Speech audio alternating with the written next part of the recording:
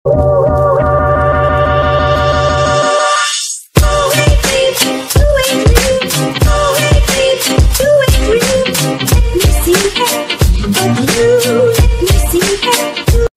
viewers, எல்லாருக்குமே வணக்கம். இன்னைக்கு நம்ம சேனல்ல நம்ம ப்ளைனா ஒரு சால்னா ரெசிபி எப்படி செய்யறதுன்னு பார்க்கலாம். ஒரு pan எடுத்துக்கோங்க. அதுல 1 ஸ்பூன் வேர்க்கடலை, 1 ஸ்பூன் வந்து வெள்ளை எள்ளு லோ ஃப்ளேம்ல வச்சே வந்து வதக்குங்க. ஏன்னா சீக்கிரமா கருகிடும் எள்ளு வேர்க்கடலை எல்லாம். அதனால இது நல்லா வதக்குனதுக்கு அப்புறம் 1 ஸ்பூன் வந்து தேங்காய் சேர்த்துக்கலாம். இது லாஸ்ட் நம்ம ஒரு ஃபைனல் பேஸ்ட் மாதிரி அரைச்சி அதில் சேர்த்துப்போம். அதுக்காக தான் நம்ம இது பண்ணுறோம். இது நல்லா வறுபட்ட அப்புறம் இதை நம்ம ஆற விட்டுடலாம்.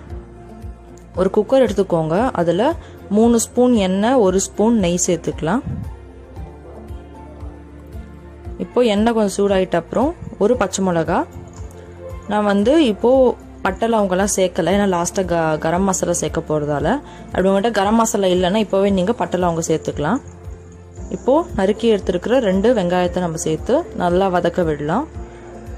மீடியம் ஃப்ளேமில் வச்சே வதக்குங்க, ஹை ஃப்ளேமில் எப்போவுமே வைக்காதீங்க. நல்லா மிக்ஸ் பண்ணி விட்டுருங்க.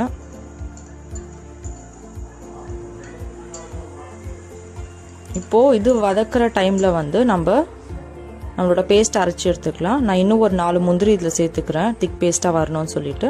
நம்மளோட பேஸ்ட் ரெடி ஆகிடுச்சு. இது ஒரு பக்கம் வச்சுக்கலாம். இப்போது 2 டேபிள் ஸ்பூன் அளவு இஞ்சி பூண்டு பேஸ்ட் சேர்த்து நம்ம நல்லா இதை மிக்ஸ் பண்ணி விட்டுடலாம். அடிப்பிடிக்காத மாதிரி நல்லா மிக்ஸ் பண்ணி விடுங்க.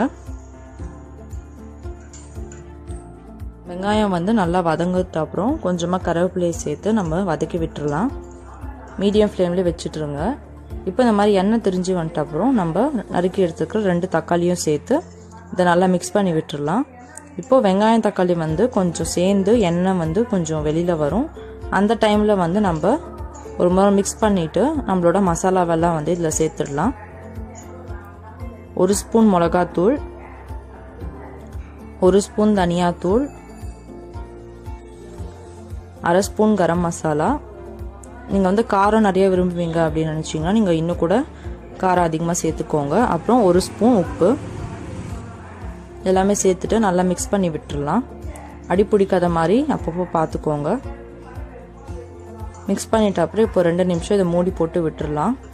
எண்ணெய் எல்லாம் திரிஞ்சு மசாலா எல்லாம் வந்து நல்லா வேகும். இப்போது நம்ம 1/2 கப் வந்து தண்ணி சேர்த்துக்கலாம். உங்களுக்கு கிரேவி எவ்வளோ ஸ்டேஜில் வேணும்னு நினைக்கிறீங்களோ சால்னா அவ்வளோ தண்ணி நீங்கள் சேர்த்துக்கோங்க. இப்போ நான் வந்து 2 ஸ்பூன் அளவு தான் வந்து நம்ம மிக்ஸ் பண்ணி வச்சுருக்கிற பேஸ்ட்டை சேர்க்க போகிறேன். ரொம்ப சேர்த்துடாதீங்க, டேஸ்ட் நல்லா இருக்காது. 1 ஸ்பூனில் 2 ஸ்பூன் சேருங்க போதும். இப்போ நல்லா மிக்ஸ் பண்ணிட்ட அப்புறம் லாஸ்ட்டாக கொத்தமல்லி கொஞ்சம் சேர்த்துடலாம். புதினா இருந்தால் நீங்கள் அது கூட சேர்த்துக்கோங்க. இப்போது இதை நல்லா மிக்ஸ் பண்ணி விட்டுட்டு ஒரு விசில் 2 விசிலுக்கு வச்சு எடுத்தால் நம்மளோட டேஸ்டான சால்னா ரெடி ஆகிடுச்சு. இது சப்பாத்தி, பரோட்டா, இட்லி, தோசை எல்லாத்துக்குமே ரொம்ப நல்லாயிருக்கும்.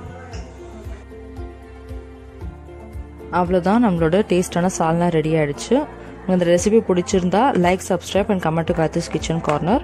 தேங்க்யூ ஃபார் வாட்சிங்.